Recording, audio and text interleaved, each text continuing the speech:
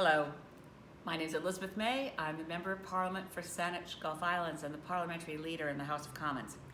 Why did I ever decide to run for office? Well, I didn't get involved in partisan politics until fairly late in life. I was 52 when I decided to join the Green Party in order to run for leader. An odd set of events. 2006, I was convinced that I needed to leave the world I'd been in, which was nonpartisan advocacy from the vantage point of executive director of one of the country's largest environmental organizations, the Sierra Club of Canada.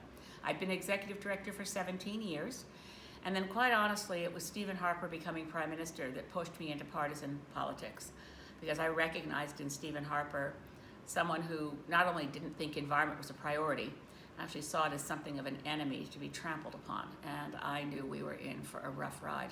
It was even worse than I thought it would be in terms of the damage done by that government to environmental laws and to our climate commitments, and the sabotage committed by Canada globally to slow down climate action by other countries. The story of this is not well known, but believe me, chapter and verse, it was devastating. So I decided to get involved in partisan politics. I was elected leader of the Green Party of Canada, and a few years later, I was elected the first elected Green Member of Parliament in Canada in the May 2011 election. So hurdles along the way, yes, women face more hurdles. We just say that when I ran for leader of the Green Party, it was a tough choice. I had to quit my job because the Sierra Club of Canada was and remains a nonpartisan organization. You can't be a member of a political party and hope that nobody ever finds out. You have to be able to approach prime ministers and ministers of environment of all different political stripes when you're in civil society and you're in an advocacy organization. It's not effective if people think you're actually stumping for a political party. You have to be clear that your goals are nonpartisan. And mine were totally nonpartisan. So I actually had to quit my job. I was a single mom. I had not been making much in the job I had, so I had no savings.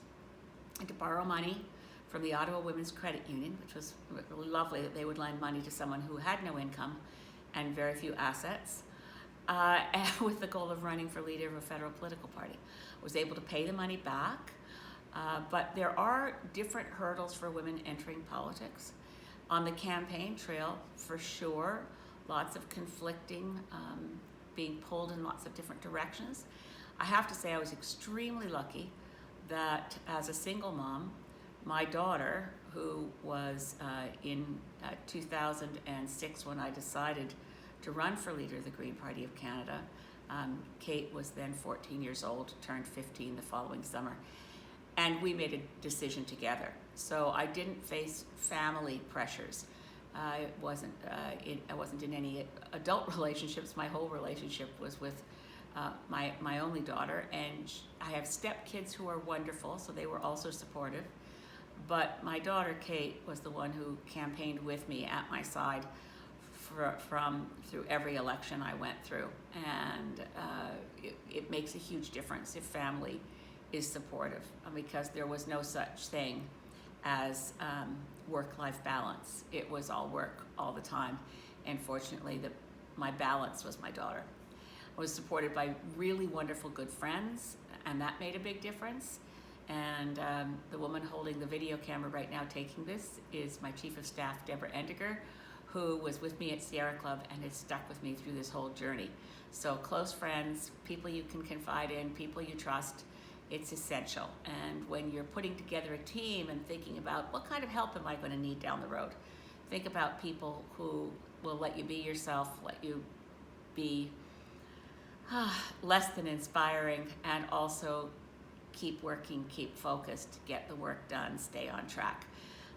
Women in politics can accomplish more than men, actually. Women in politics can accomplish anything, but it goes back to Charlotte Whitten, the first mayor of Ottawa, the first woman mayor of any Canadian city, who said, you know, for a woman to be considered half as good as a man, she has to work twice as hard to be taken seriously. But fortunately, that's not difficult.